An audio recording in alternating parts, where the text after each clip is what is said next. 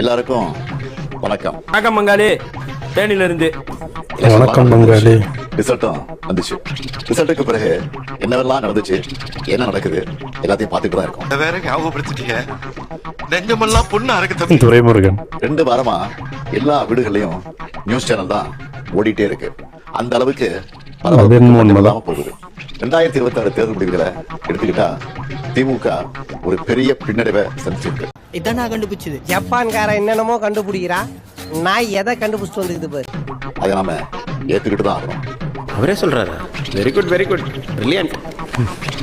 இதுக்கு அவர் காரணம் இவர் காரணம்னு யாரும் யார் மேலையும் பழி போடாதீங்க. தலைவரா இந்த தோல்விக்கு நானே பொறுப்பேற்றுக்கிறேன். குற்றத்தை ஒத்துக்கிறியா? ஒத்துக்கிறேங்கய்யா. இந்த வீடியோல அந்த பின்னாடி ஒரு பொம்மை இருக்கு பாருங்க.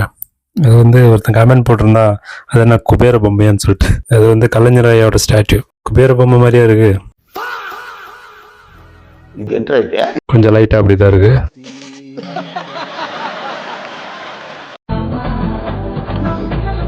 பிஃபோர் குஜ்லி மஸ்த்.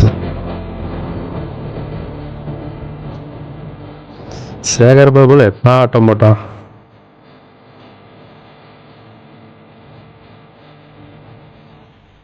குறுக்கு இந்த கௌசிக் வந்தா ஆஃப்டர் குஜ்லி மஸ்த்.